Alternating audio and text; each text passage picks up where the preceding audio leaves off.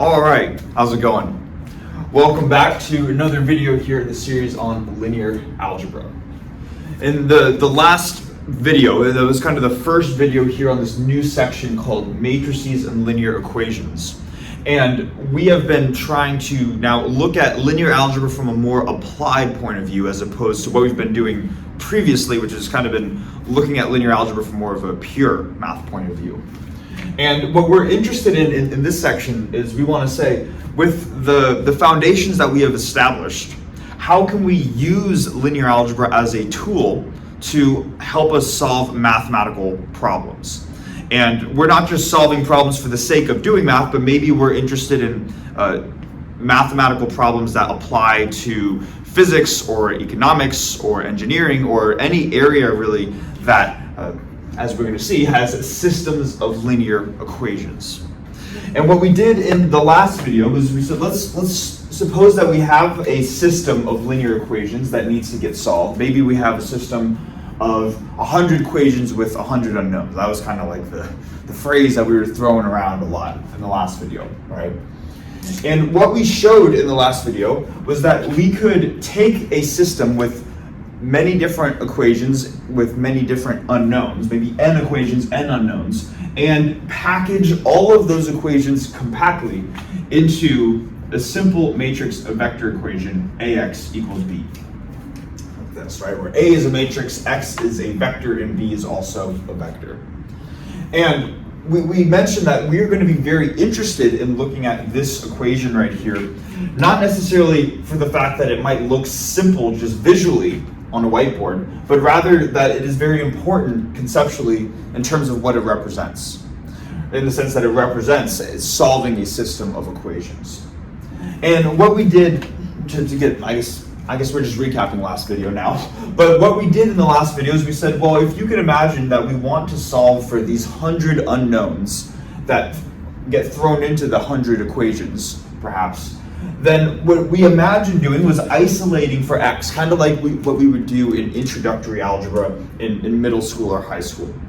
So we said, let's suppose that we could isolate x like this, and the way that we got x by itself and moved a out of the left-hand side of the equation is we multiplied both sides of the equation by a inverse. So we ended up saying that x equals a inverse b, under the condition that A inverse exists. And again, we said that A inverse is going to exist when the determinant of A is not equal to 0, right? So this is kind of the strategy that the singular strategy that we have up until this point for solving a system of linear equations, solving for however many unknowns are contained in X.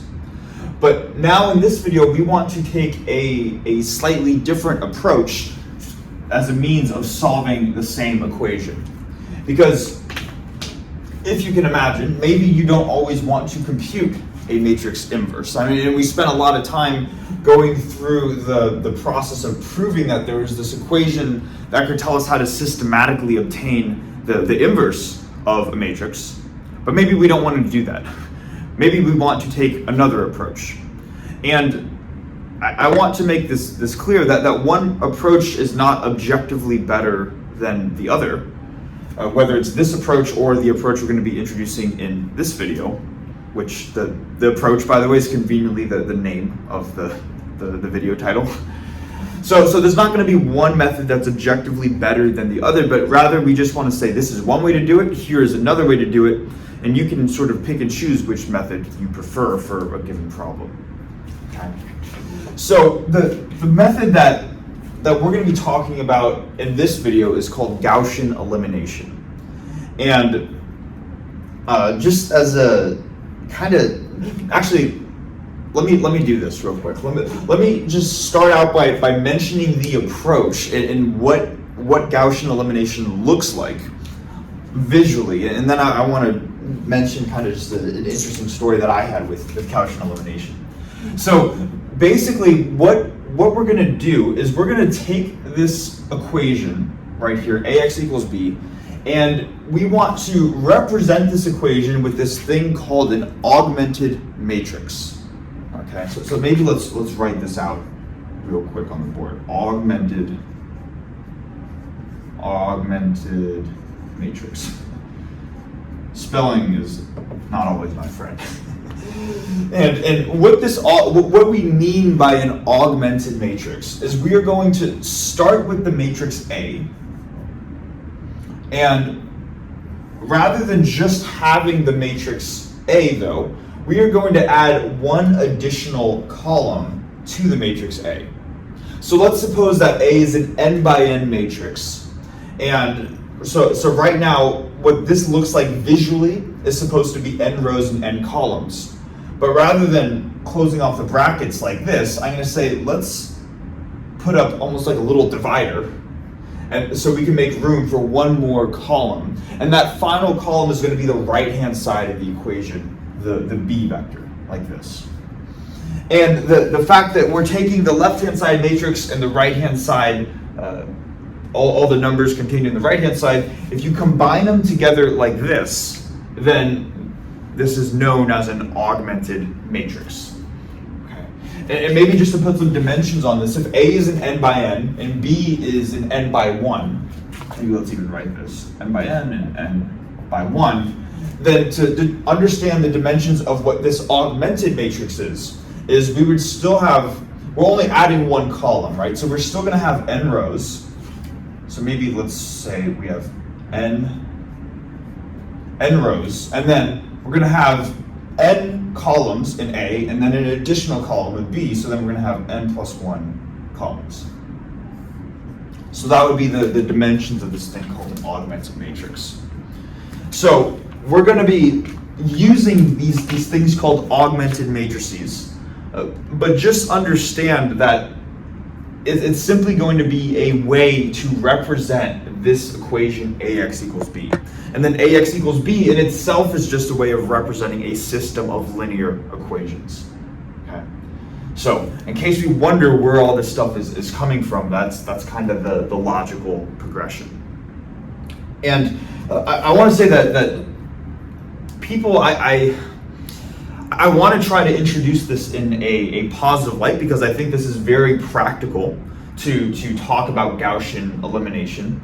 But some people tend to have mixed opinions on Gaussian elimination. And I think, though, the reason why people have mixed opinions on Gaussian elimination is typically the way that it gets brought up in linear algebra classes. And at least for me, when I took my first linear algebra class, this was actually day one or day 2 of linear algebra class. We were sitting in this class, and then they're like, okay, so we have an augmented matrix. And we're like, oh my God, I don't even know what a matrix is. Now we're throwing around these things called augmented matrices. And you can imagine that if you don't have the background, the necessary background in understanding even what a matrix is, as it's a linear function from one vector space to another, then you're going to be very confused by looking at this random grid of numbers, right? And to give credit, I think, to my linear algebra professor, he's a really good professor, and he was a chill dude too. I like the guy, but I just think that the way that he approached it, in a way that a lot of professors approach it, is that they want to introduce this formulation of this thing called an augmented matrix early on, because they want to show how linear algebra is useful early on. Whereas in this video series, I have tried to take the approach of saying, let's just understand linear algebra in the beginning, just for the sake of understanding linear algebra. It's just purely to understand what vector spaces are. And then once we understand that, then we start going into the applications after that. So I want to make this clear, is that you might hear from other people in the math community that have mixed opinions on Gaussian elimination and whether or not it should even be worth teaching. My personal opinion is that it should be worth teaching, and I just think that it needs to be introduced in the right context. That you first really understand the foundations of linear algebra, and then once you understand that, then you can start talking about these things called augmented matrices, and then you understand that this just represents this, and this represents systems of linear equations, which is really what we're trying to solve. Okay, that's enough of my little rant to start the video, at least. So what I want to do now is we're going to see that in working with these things called augmented matrices, that what we end up doing is once we set up an augmented matrix, which is not hard to set up, you write the matrix on the left-hand side, you put a vertical bar to represent where the left-hand side separates from the right-hand side column B, and then you write the column B. So it's not hard to set it up, but once we set it up, we're going to see that we perform various manipulations called row operations on an augmented matrix. And in order to even start doing that, we need to just list out what the various row operations are. So I think what I'm going to do is I'm going to erase this, write out the row operations, and then we're going to just talk through those so we can say, okay, this is why we are able to perform these row operations. So it doesn't seem like these arbitrary manipulations that we're making. So at least we can say in our head, okay, it makes sense that we are allowed to do what we are about to do. Okay, so I'm going to erase the board and then we're going to go through all of that next.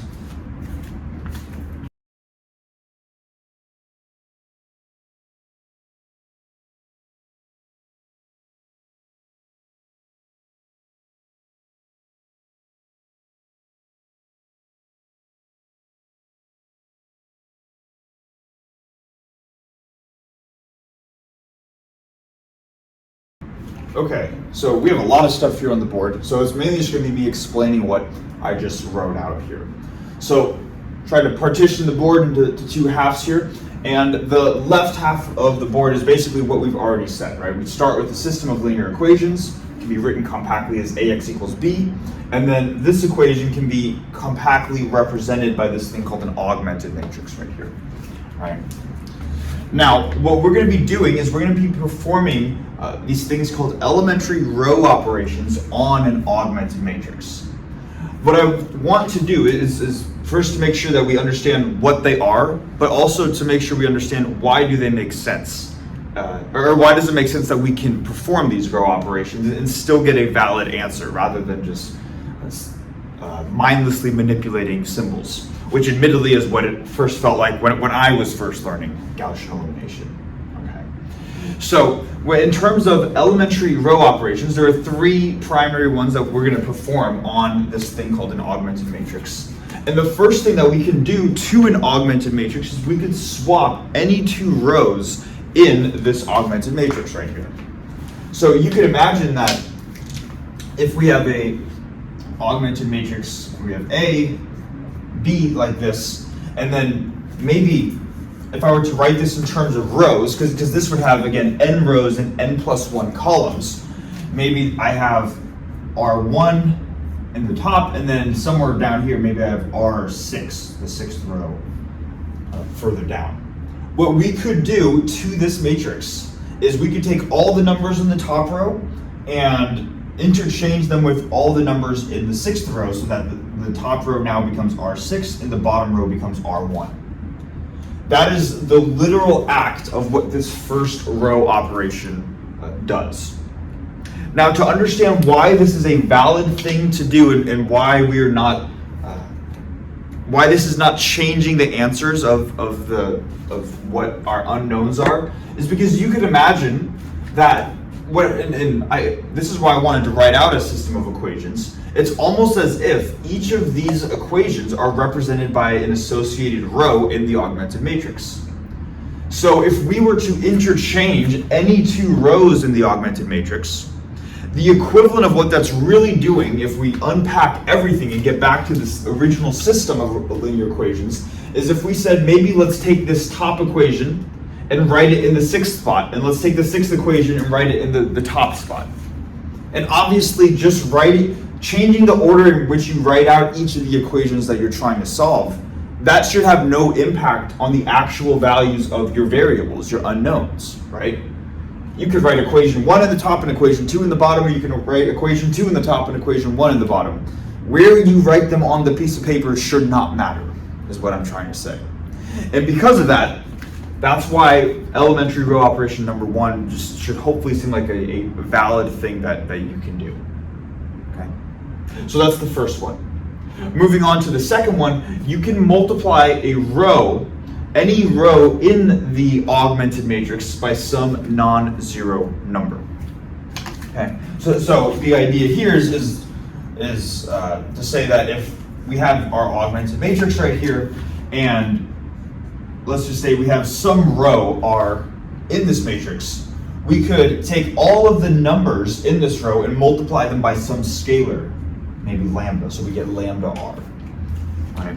So multiplying every number across a horizontal line by the same positive number, or I should say the same non-zero number, not just positive, it's any non-zero number, is allowed.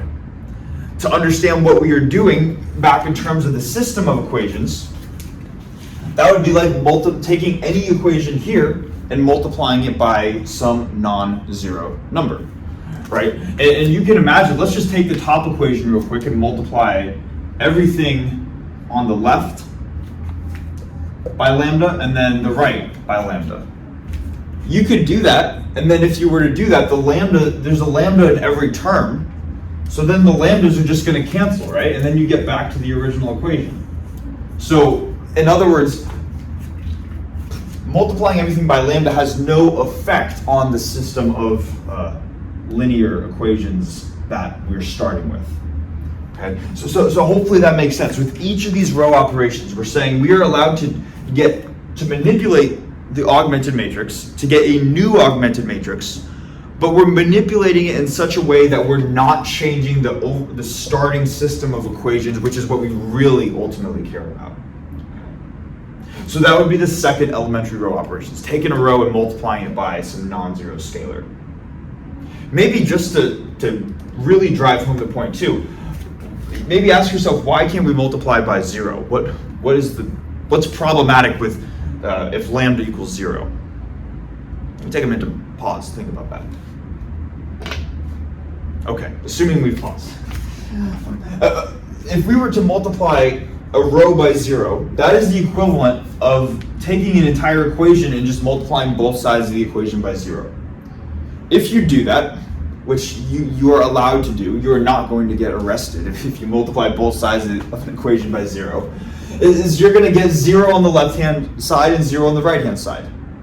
And that's going to be a true statement no matter what, but notice you don't really get anywhere doing that. And not only do you not get anywhere doing that, but now it's like you have this trivial condition of 0 equals 0 that replaced a starting non-trivial condition. So if we were to multiply both sides of the top equation by 0, then we're just going to get a trivial relation for up here, and the only sort of non-trivial information that we're left to work with are the remaining n-1 equations starting at 2 and going down to n. So by multiplying by 0, we get something that's trivially true. In other words, it doesn't help us. And not only does it not help us, but we actually lose valuable information that's needed to solve problems. So that's why they're emphasizing you don't want to multiply an entire row by 0. Okay, so now hopefully that makes sense. And then final elementary row operation is we are allowed to add a multiple of one row to another row. And this is probably the one that we're actually going to be using the most, and just conveniently it happens to be the most complicated one. Or I shouldn't say complicated, but just the most detailed one, the one that requires the most, thinking to see what's going on. So let's say that we start with row 1 here, and then we have our friend row 6 somewhere down below. Just picking arbitrary rows, right? And maybe what we want to do is we want to take this top row, and then, let's do this. I'll draw a little arrow to say maybe this is our starting augmented matrix before we perform elementary row operation number 3. And then after we perform it, now we still have the same row 6, but we've now maybe manipulated all of the numbers in this top row right here. And how have we manipulated all the numbers in this top row? Well, maybe we've taken the numbers in this top row, so we have our starting numbers R1, but then we add some multiple of row 6 to R1. Here's what I mean. Let's say I want to, and this could be any scalar, let's say I want to just take let's be more specific. Let's just say I want to take 3 copies of row 6, or 3 times the numbers in row 6, and add each of those numbers to my first row right here. Okay.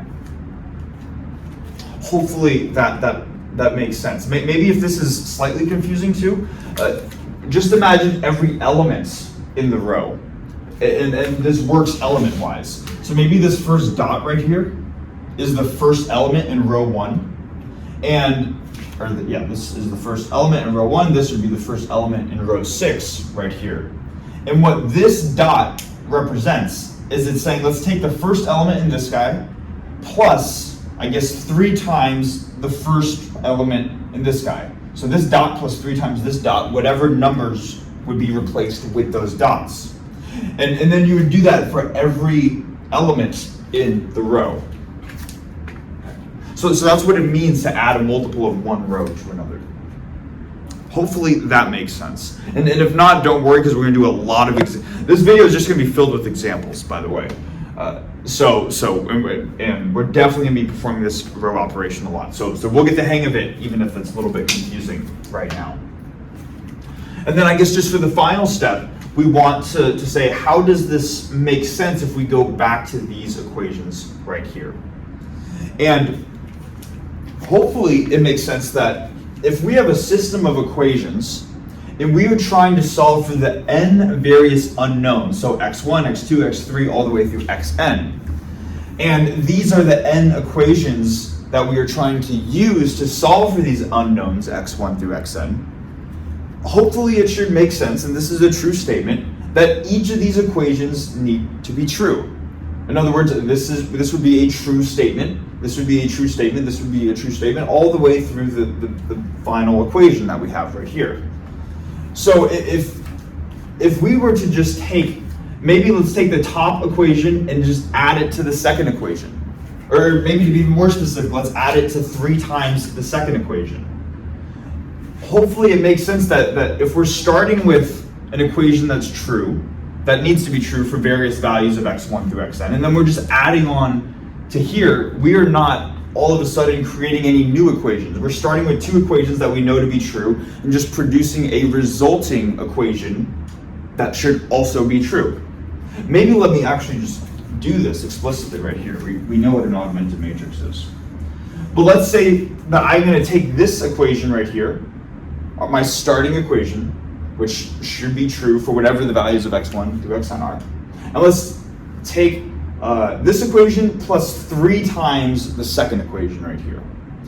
What that would look like is I would take my starting number, a11x1, and then I would have plus 3 times a21x1. Or more compactly, I could write this as a11 plus 3 times a21 x1. They both share that same factor of x1. And then you could do the same thing, but with x2. So then you would have a12 plus 3 times a22 times x2, all the way through a1n plus 3 times a2n xn. Hopefully we see how we're taking the second equation and multiplying through by 3 and then adding it to here. That is the left-hand side, right? That is how we're manipulating the left-hand side. And really, this should be a valid, hopefully it makes sense that this is a valid thing to do as long as whatever we do to the left-hand side, we have to do the same thing to the right-hand side, right? It's kind of what they teach us in elementary algebra. Like you could perform these operations as long as you do the same thing to both sides. So this is our left-hand side, and then we say, okay, well, let's just do the same thing now to the right-hand side, where I'm going to take my top equation, b1, and add 3 factors of b2 over to the right-hand side. Just as a specific example of applying this row operation. And hopefully it makes sense that we can do that. As long as we're doing the same thing to both sides, that is a valid operation. And maybe to relate this back to the idea of doing the same thing to both sides. Because we're working with an augmented matrix, maybe let me even do this real quick. Sometimes you'll see people put the bar, sometimes you won't, but I typically like to put the bar just so we can say, all right, this is what separates the left-hand side from the right-hand side of all the equations that we're working with.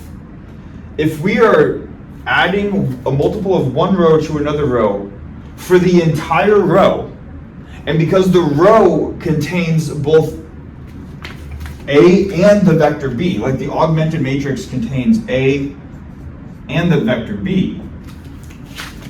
That is a sloppy little bracket, something like that. Then when we perform the operation to the entire row, we're performing that operation to both the left-hand and the right-hand side of the equation. In other words, what we do to the left-hand side is going to be the same as what we do to the right-hand side. Hence why this third row operation is valid.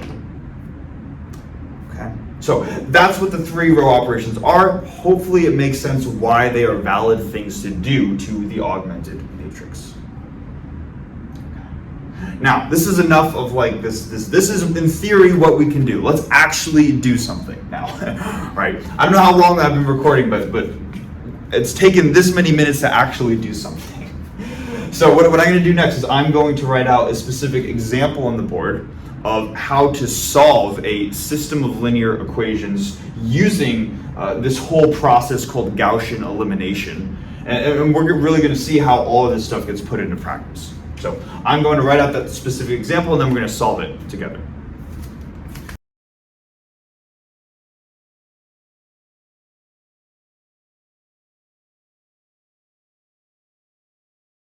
Okay, so we have the first example that we're going to work through, and examples here are going to start with systems of linear equations, and the goal is to solve for these unknowns x1, x2, and x3, going through a process called Gaussian elimination. Okay. And what I would encourage you to do throughout this process is we're going to go through it together and explain what is the act of performing a Gaussian elimination, but try to go through as much of it as you can by yourself, and then see if you can check yourself along the way, because I think that is significantly more helpful, being able to try it yourself, say, okay, this is what I think, and then you just say, okay, well, am I right or wrong? And if you're right, you say, okay, that my intuition was correct. If you're wrong, you say, okay, well, this is what I'm supposed to be doing instead. Either way, I think either of those outcomes is more useful for learning information as opposed to just seeing a process and then being like, yes, this is the right way to do it, without actually trying it yourself. The only way you're going to learn things is by actually trying things yourself.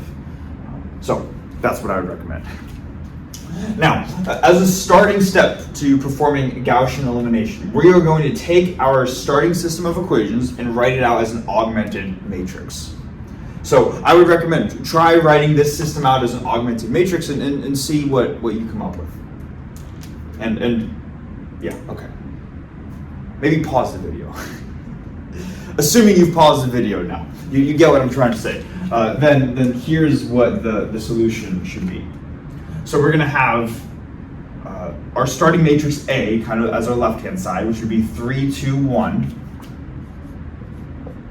Then the second row would be 6, 3, 3. Then the third row would be 6, 2, 4.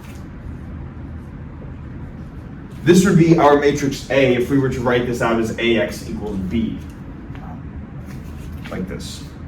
Then I'm going to put my bar to make this an augmented matrix, and the right-hand side is just going to be the B vector, the right-hand side of the equation. So that's going to be this column right here, 3, 0, 6. So that's how we set up this thing called the augmented matrix. Hopefully that makes sense. Now, in order to see like how do we actually go about manipulating this matrix to solve systems of equations, there's a general strategy that gets performed in Gaussian elimination where you look at the first column, first set of vertical line of numbers that we have right here, and we want to rewrite those numbers so that the only non-zero number is going to be the top number. So we're going to have 3 and then 0 and then 0, and that is the goal as like the starting steps of Gaussian elimination. Okay. Now the question is, okay, well how do we do that? And I would say if I want to get the number 0 in this specific element, what we would ask ourselves, what would I need to do in order to get to 0 right here? Or what is one way that I could go about getting 0 right here? And what I would do in my head is we would say, okay, well, I know that 6 minus 2 times 3 is 0. And the reason why I'm writing it conveniently this way is because what I'm really doing is I'm saying 6 plus negative 2 times 3 is 0. Let's go real slow in the beginning. 6 plus negative 2 times 3 equals 0. So what we are really doing is elementary row operation number 3. We are taking a starting row, being this guy right here, and adding some number of another row, which is this guy right here, to both sides of the equation. And it's just that conveniently when we do that, we're going to get 0 right here. So let's go about doing this. Let's say that this is our starting R1, row 1, this is row 2, and this is row 3. Going from this augmented matrix, I'm going to perform elementary row operation number 3. And what I'm specifically going to be doing is I'm going to start with R2, row 2, and then I'm going to add negative 2 factors of my top row, row 1, to it. Another way of saying this is I'm just going to take R2 minus 2R1. All right. And let's see what happens when we do that. So I'm still going to have my augmented matrix like this. The only manipulation that's being performed is I am manipulating the numbers in row 2. So row 1 is staying the same. We are not doing anything to row 1. So the top row I can write immediately just as 3, 2, 1, 3, like this. What's actually getting changed are the elements in here, in the second row. So in this second row, I would say, okay, I need to take this element minus 2 factors of this element. 6 minus 2 factors of 3 is 6 minus 6, or 0. Good, we got 0 in this element, which is what we were looking to do. But we got to do this for each number. So then I would take 3 minus 2 factors of 2, or 3 minus 4, negative 1. 3 minus 2 factors of 1 is 3 minus 2, or just the number 1. And then we got to do this, what we do to the left-hand side, we got to do to the right-hand side, right? So 0 minus 2 factors of 3 is going to be negative 6. And then because we haven't, that singular row operation by itself only affects row 2, we would have the exact same thing for row 3. So then 6, 2, 4, 6. You could imagine now that if I want to get 0 in this bottom row right here, that I'm going to want to perform the same operation that I did to row number 2, right? But I'm just trying to go very slowly, step by step, so we see going from here to here what is exactly being performed. We are simply applying row operation number 3 by manipulating this row right here. But now let's keep going, because we can see we're starting to get the factors of zeros, but we want to get this number to be 0 as well. So what we would need to do is we would need to take row 3 and manipulate it so now that it becomes row 3 minus 2 factors of row 1. And when we do that, we're going to get a new augmented matrix. Same starting row up here. We're going to have 3, 2, 1, bar 3. Like this. With this operation, only row 3 is being affected. So now whatever this value is for row 2, that is not getting changed. So that's going to be the same as well. So we're going to have 0, negative 1, 1, 6, or negative 6, sorry. And now let's see how row 3 gets affected. 6 minus 2 factors of 3 is 6 minus 2 times 3, or 0. Then we're going to have 2 minus 2 times 2, or 2 minus 4, or negative 2. Then we're going to have 4 minus 2 factors of 1. 4 minus 2 is just 2. Then we're going to have 6 minus 2 times 3, which is 0, like this. Okay. So hopefully it makes sense, I guess, what we just did there. Now, I should probably mention just a type of name for an associated, for a matrix to kind of just compactly say in a single sentence what we're trying to do.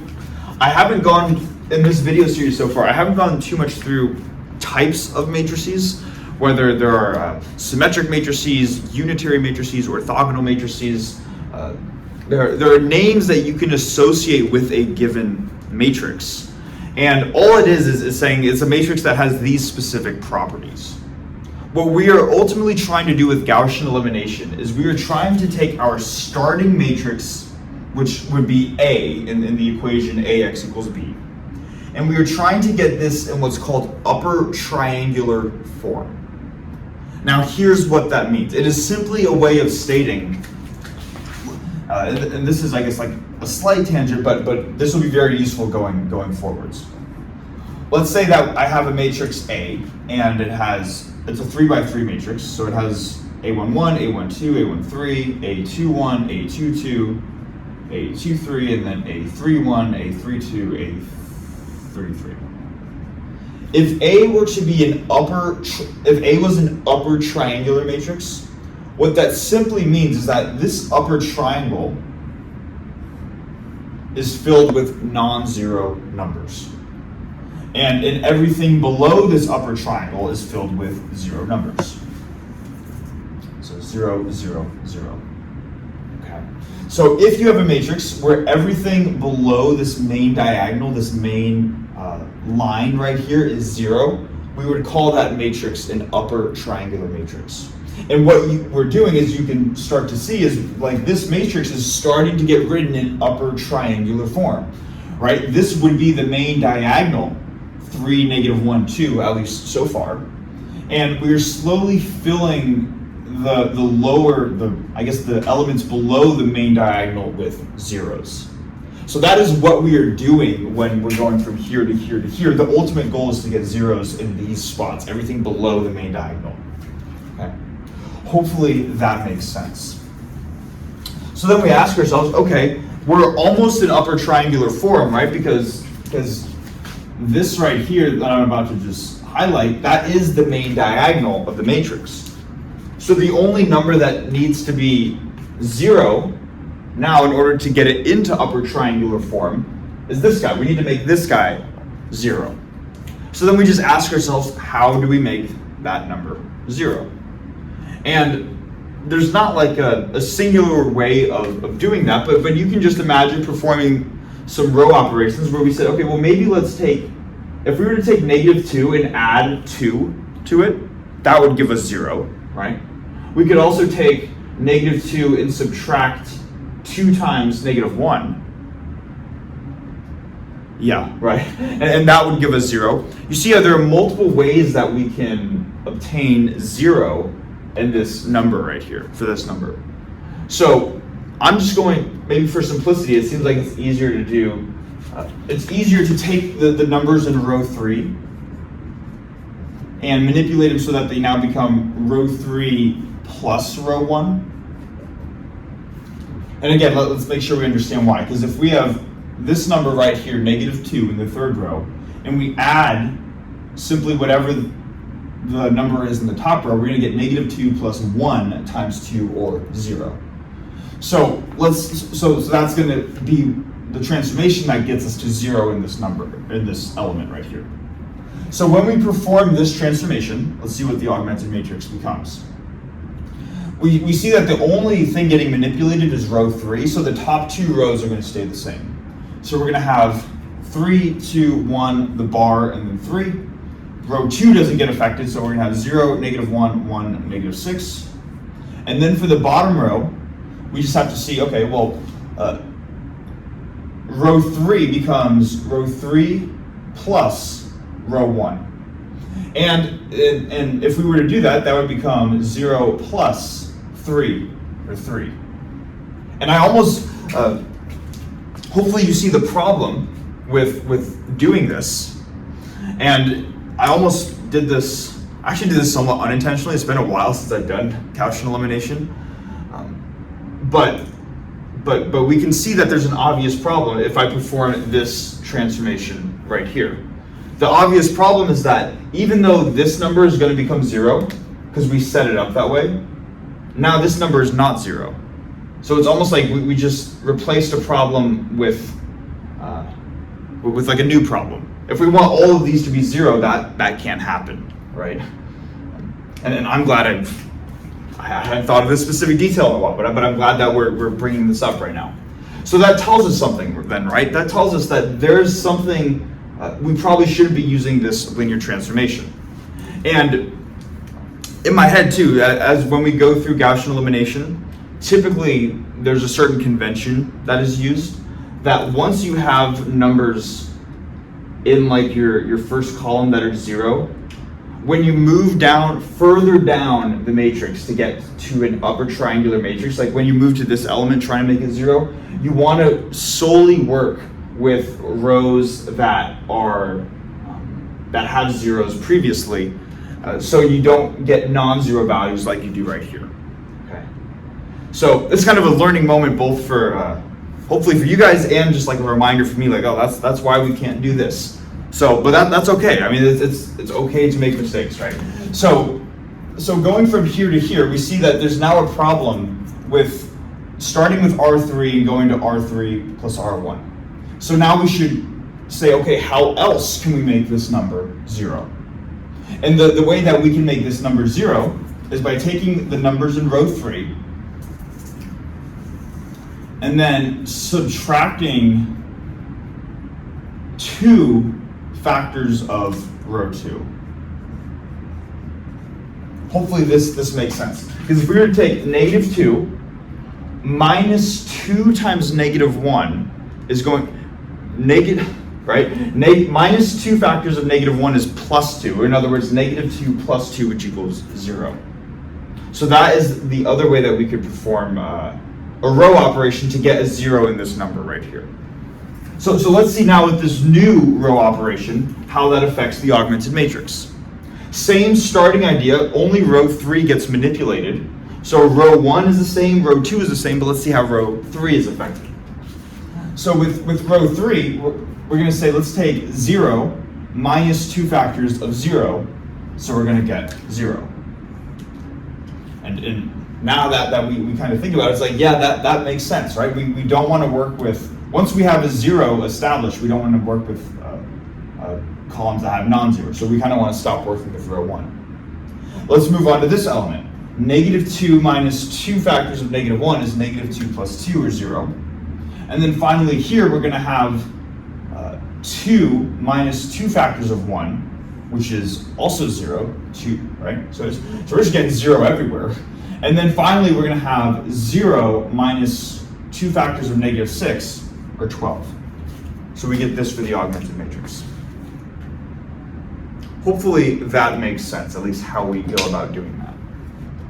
Now, you might be asking, well, we started with 0 here, and now we get non-zero here. Is that a problem?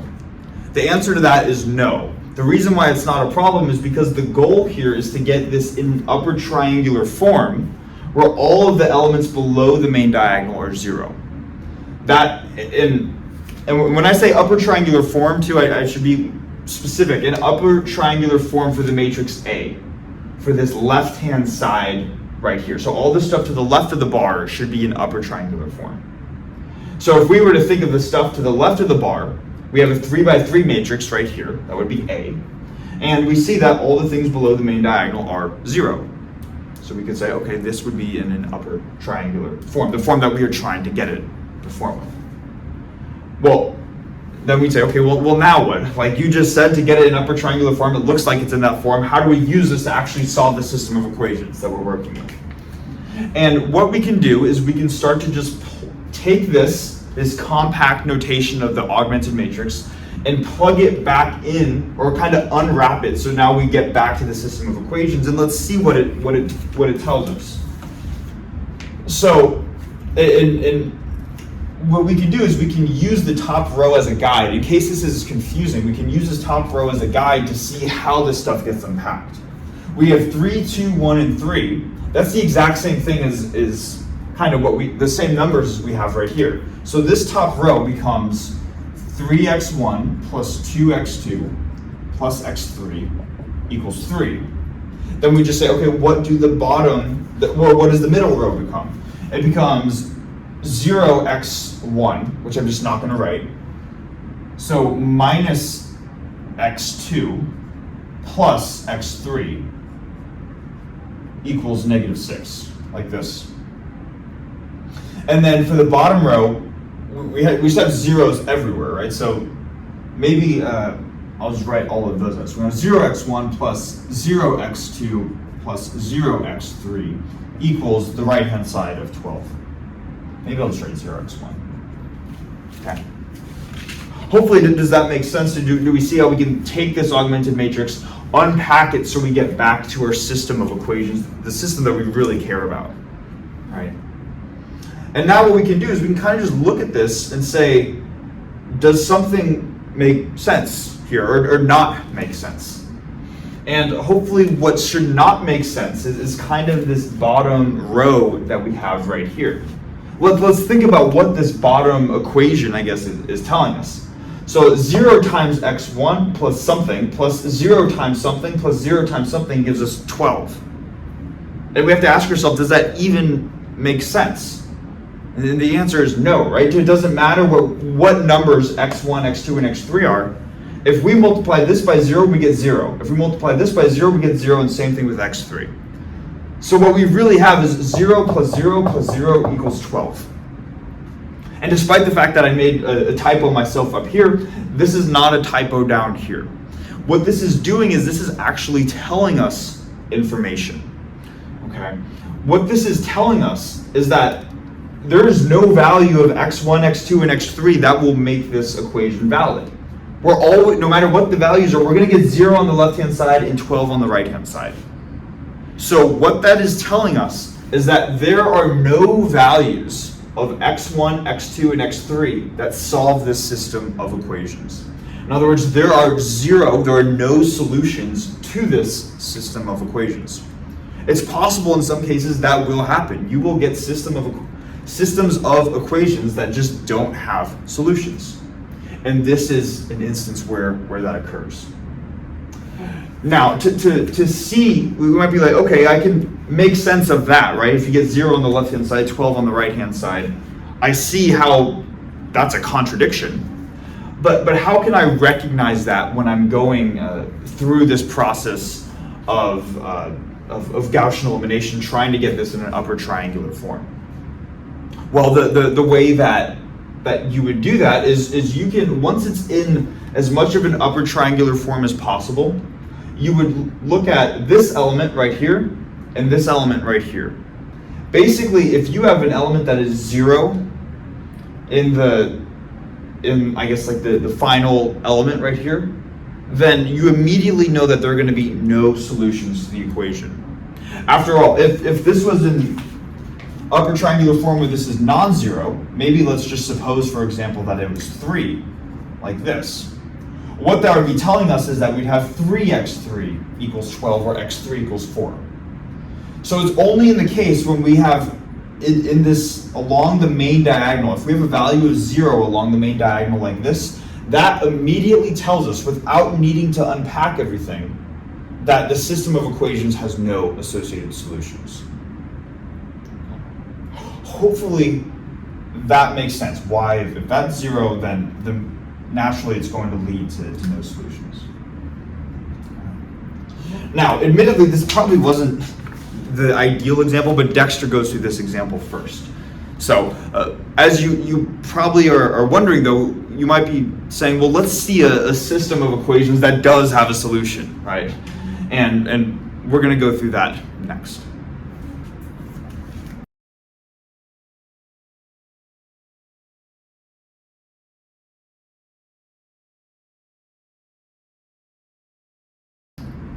Okay, so the next example is going to be a system of two equations with two unknowns.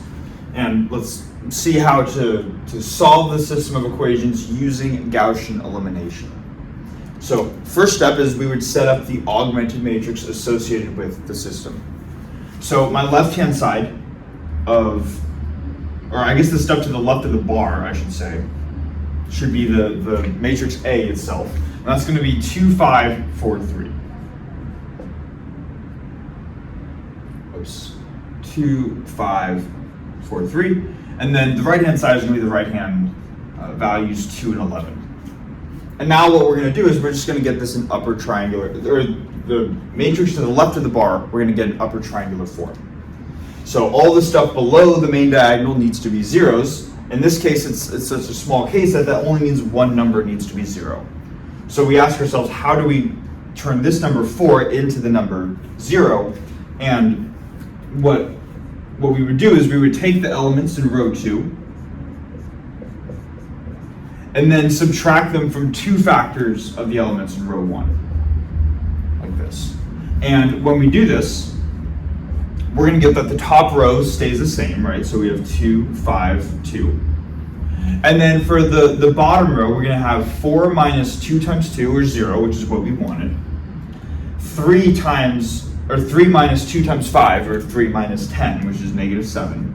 And then we got to do the same thing to the right-hand side. 11 minus 2 times 2, which is 11 minus 4, or 7.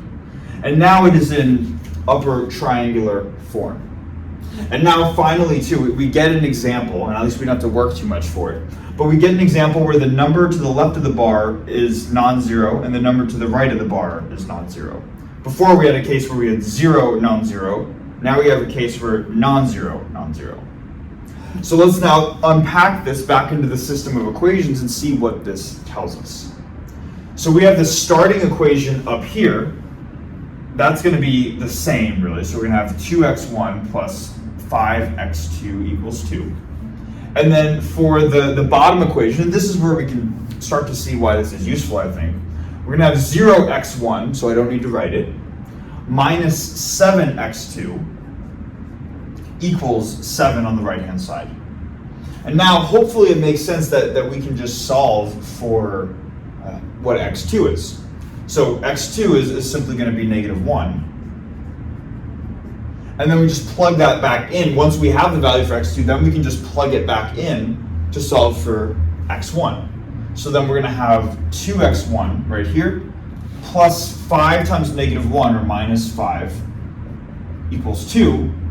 Add 5 over to get 2x1 equals 7, and then divide by 2 to get that x1 equals 7 halves, like this. Okay. So in the case where we have non-zero numbers both to the left and the right of the bar right here, we can see what that leads to. That leads to us saying that the final variable, in this case x2, is equal to something. And then we can just systematically use that going step by step. To maybe, because I kind of wish that Dexter's Notes had a 3x3 example for this. Let's just suppose that we had something, let's erase this. I mean, we know how to do algebra, right?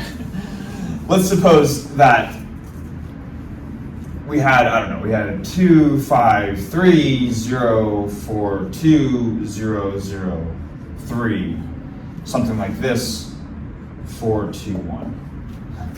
Where the idea is that this would be the 3x3 case, where we have a non-zero element to the left of the bar and a non-zero element to the right of the bar.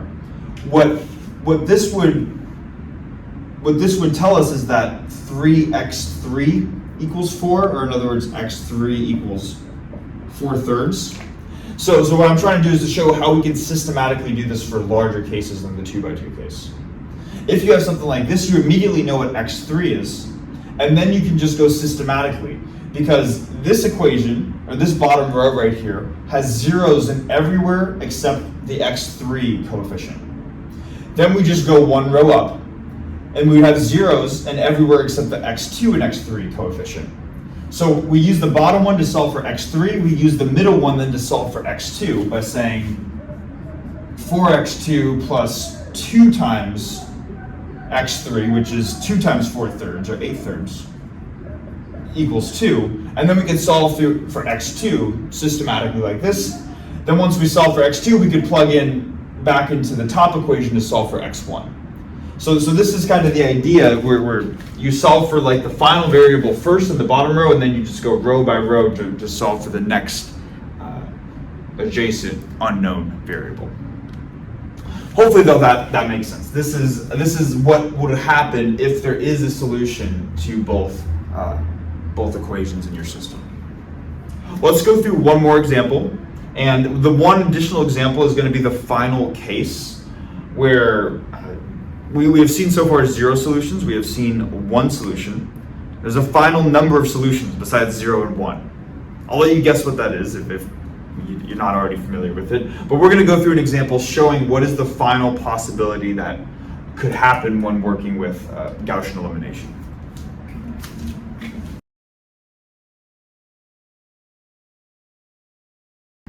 All right, on to the final case that we're going to look at. We have the system right here. Same idea. First step is just going to be setting up the augmented matrix. So we're going to have our system, have the bar right here, and to the left of the bar are going to be the coefficients. So 1, 1, 2, 2. And then to the right of the bar is going to be the right-hand side, right? So 1, 2. You can already see there's a lot of similarities going on.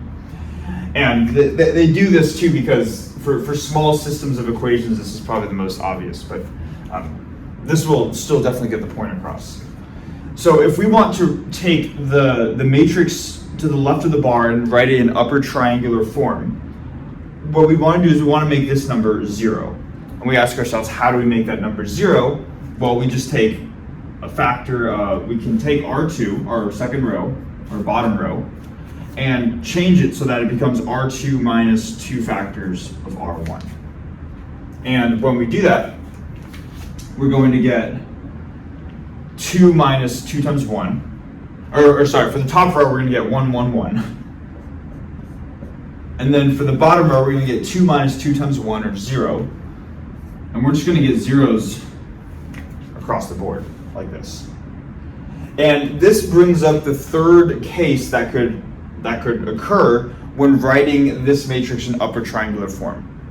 What we've seen so far is once we've gotten it into this form right here, we've seen a case where we have 0 on the left-hand side and non-zero on the right-hand side. We've seen the case where we've had 0 on the... Let me back up for a second. I'm just thinking in my head. We've seen the case where we've had 0 here and non-zero here, and that's when we have no solutions. In other words, the system's called overdetermined. We've seen the case where this is not 0 and this is not 0. That's where the system is determined.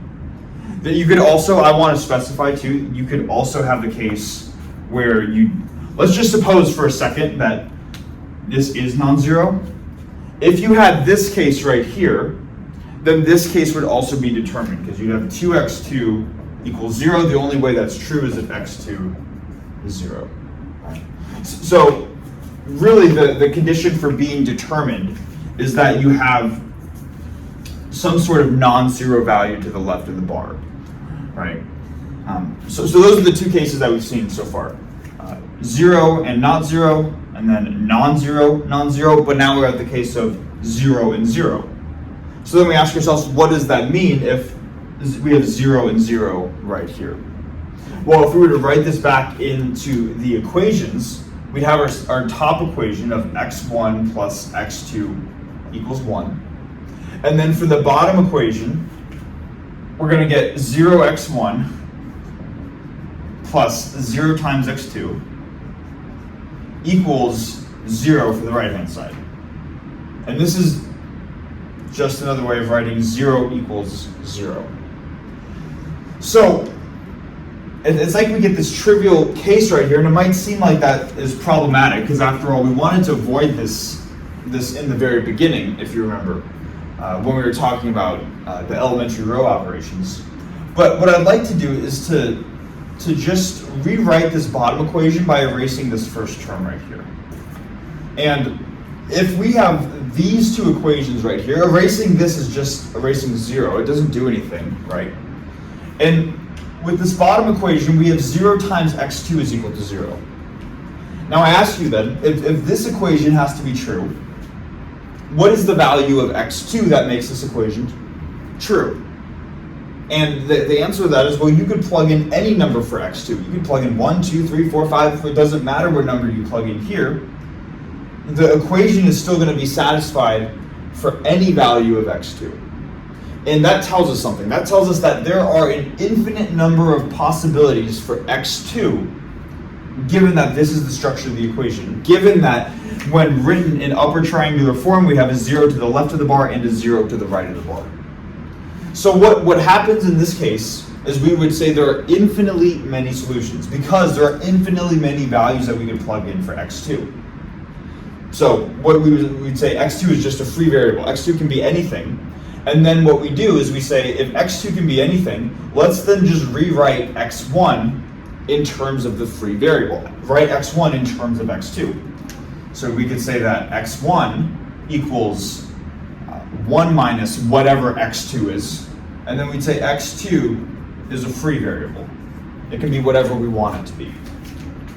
This is the case where our system is underdetermined, when we have a 0 here and a 0 here.